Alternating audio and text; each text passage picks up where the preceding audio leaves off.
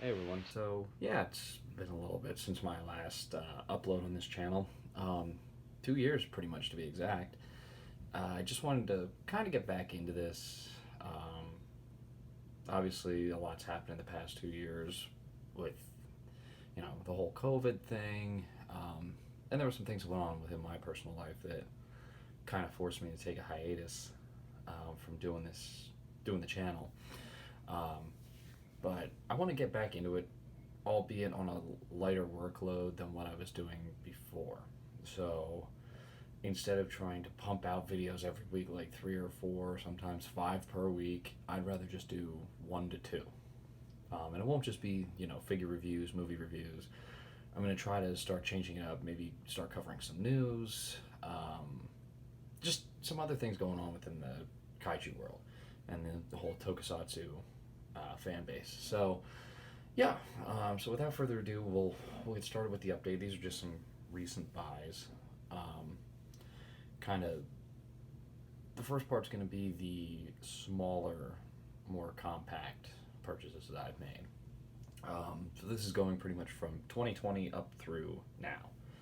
So yeah. First off, this was one that I picked up. For those of you that remember Deadzilla, when he had his channel on here, he was selling a few figures on like via his Instagram page, and this one happened to be one that caught my eye because it was one that I had looked for pretty much the whole of my childhood, but could never find the exact one that I wanted, and this was the closest I was going to get. So decided, you know what? Okay, we'll go for it. Bandai Cibozu. Now this is the old Ultra Monster series Cibozu release. I think this was like the 83 or maybe the 91. Not 100% sure. I know it was definitely either 80s or 90s because obviously we got the one from the 2000s where it was all the in between the bones was black, and then you had like the silverish paint app on the bones. So yeah, no tag, but I really wasn't too worried about that. I just wanted to have the figure. So yeah. Um, the next one was kind of an impulse buy. Bought it off a friend of mine who was selling a whole lot of the movie Monster Series figures and a couple Trendmasters within there. But this one happened to catch my eye kind of just because I didn't have him already. Um, so it was kind of like, okay, well, it kind of lets me complete a set in a way, albeit through a couple different release eras. But the one that I picked up was the Movie Monster Series Megalon. Now this is the new one, and I kind of looked at it because I was like, well, I have Gigan, I have a Godzilla. It's not the 73 like I need to have, and I don't have Jet Jaguar, but I could use a Megalon. So picked him up. He was actually fairly reasonably priced, and especially since he comes with a tag. Yeah, so we'll be doing a review on him at some point in the near future. Don't know when exactly, but I have to move out a little bit for this next one because this one's probably the largest of the figures that I have to show off. This was one I had to pick up off of Mercari because I missed him on his initial release, but I had wanted to grab this for a while, ever since pretty much it had been announced. Just never got to. So without further ado, NECA Godzilla 2003. So yeah, obviously you guys know this is my absolute favorite suit design. So me picking this up was kind of a no-brainer. Like I said, I did miss out on it on its first release. So I managed to pick this up off of Mercari for like $40, brand new and sealed, which was a steal for me. He does have a couple issues, mainly the paint apps on the head, like right around the snout. Nothing too major, but just some little QC issues that I think NECA could have handled a tad bit better. So yeah. So with all that out of the way, we'll get on to the movies and TV shows. Starting off with Ultraman Leo.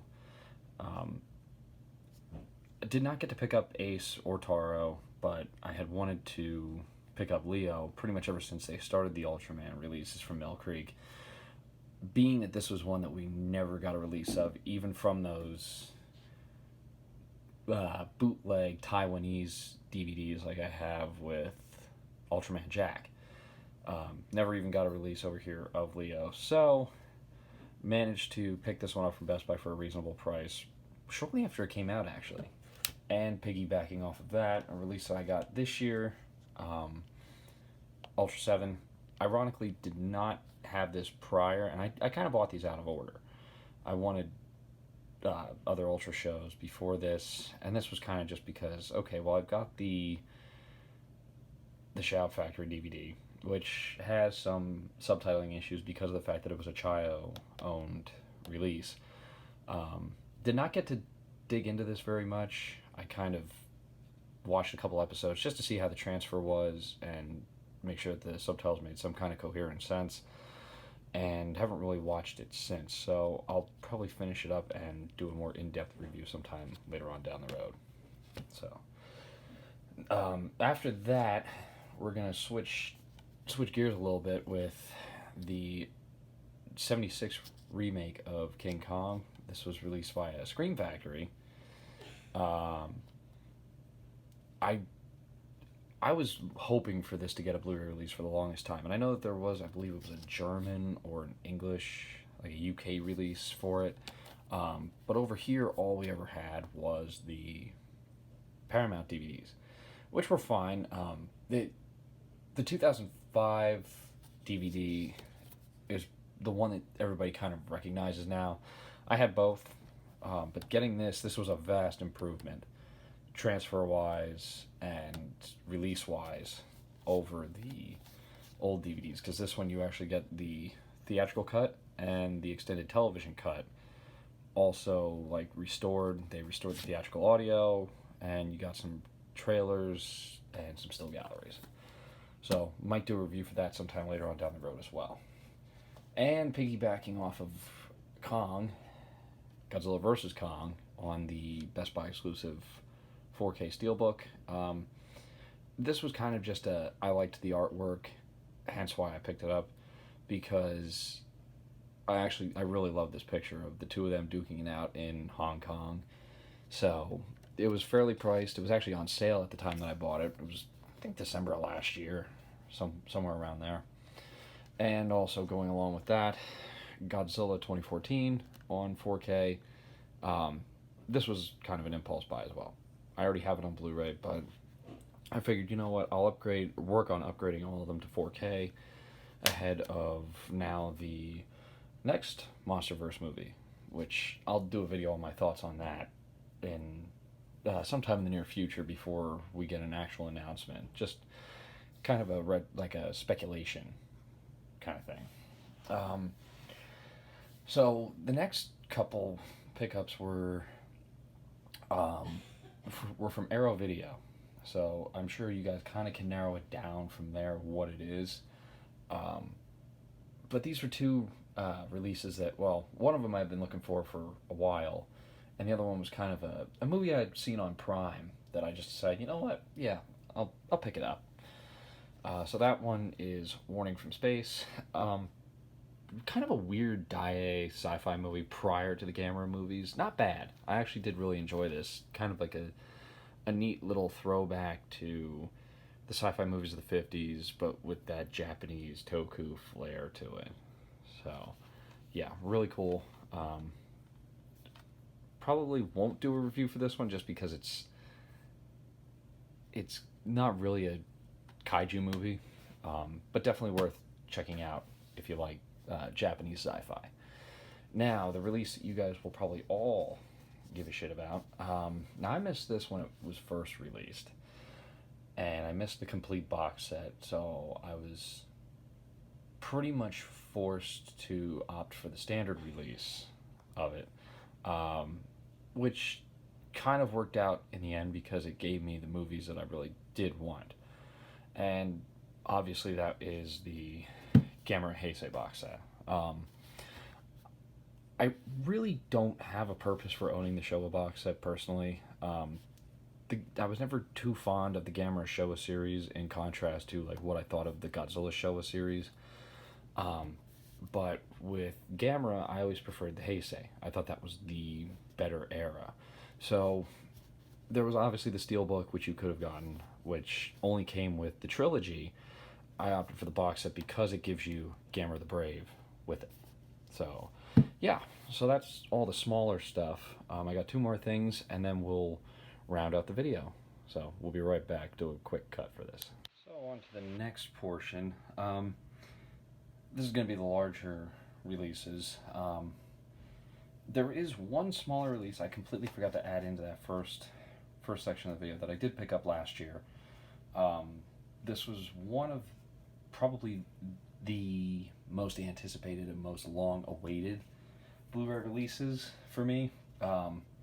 Partially because you could only ever get it on streaming, and that was none other than Neon Genesis Evangelion. Big fan of the show, obviously. I mean, you guys know I like the Gundam shows, and this is a far cry from what Gundam is. This is one of the most hard to follow for some people, and one of the most depressing anime ever. But, oh man, is it so good. And I know this caught a lot of shit because of the Netflix dub being the main option here. I never really had an issue with it. I just wanted to own Evangelion. So we'll probably be doing a video for this sometime in the near future as well. But the coup de grace of the releases, movie-wise, for me was definitely a long-awaited pickup, and it's going to take up pretty much the whole frame. That is the Showa era box set from Criterion. Yeah, I finally broke down and bought this thing, and god damn is it massive. This thing is utterly huge. Like, it dwarfs my freaking hand. I actually had to try to rig up a way to put it on my Godzilla shelf that it would fit without crushing everything else and without falling. So, yeah, it's no lightweight box set. But this was one that I had kind of put off for a long time, and just kind of felt like, okay, yeah, I really don't need this because, you know, I've already got them on DVD, and I'll wait until, you know, it comes down in price. So I did, and I caught it on sale. I was actually going to buy the custom cases, the custom, like, little Blu-ray cases that people were making to fit them, but then it was kind of like, then I've just got this book lying around, so leave them in the book. Yeah, managed to get this on sale. It was a little bit more than like $110.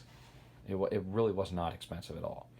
So I own those. They look great. We'll definitely be doing a review for this sometime in the near future. Kind of cover everything right down to the special features, the overall presentation and everything, and some small gripes that I have with the set. But overall, very pleased with this one. So yeah, one more item, and then that's it. Alright, last item. So this was one, I figured I'd save the biggest and best for last, which you're kind of probably thinking, how is he going to follow up the Criterion?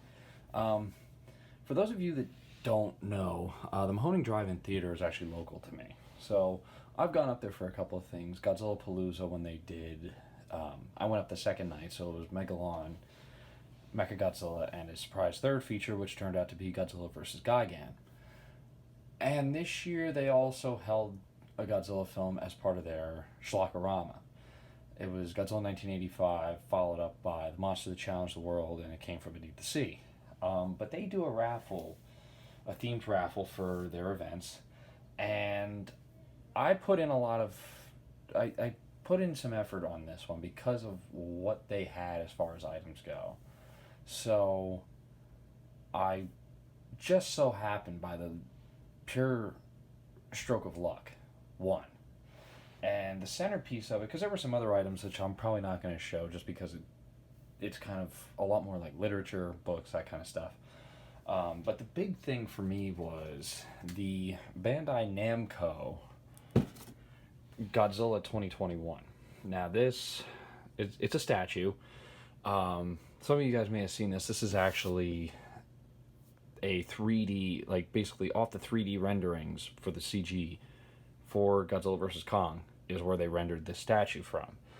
Bandai got the rights to it and were able to have access to completely render a statue from it. I haven't taken it out of the box yet because I have nowhere to put this guy. I mean, he's huge. But I will, at some point when I get the room to put this guy out and display him, we will do a video for it. So yeah, this was a very surprising win for me, and this was kind of the centerpiece of that whole raffle. So I had just really, I wanted to give them the money because it goes directly to them, but also the fact that it's like, yo, there's a Godzilla statue. Like, come on. That's literally all the reason that I need to want to own this thing. So yeah. So without further ado, we're gonna end the video right here. Obviously, like I said, we're gonna do some things differently going forward. I do want to try to bring the channel back. I really do. But I'm gonna set myself a lighter workload. So instead of doing, 3, 4 videos a week, I'm gonna try to cut it down to 1 or 2, and we're gonna kind of start covering some other topics besides just figures. I mean, this was kind of not a figure review for the statue, but it could be classified as a figure review. We're going to kind of try to stray away from just figures and movies. We're going to kind of cover some of the news. As many of you guys know, I do have a Japan trip planned for sometime in the near future that I'll also be doing a video journal for. Just kind of a guide to traveling in Japan. So yeah, we got some stuff coming up. And yeah, so without that, I will let you go, and I will catch you guys later on. See ya.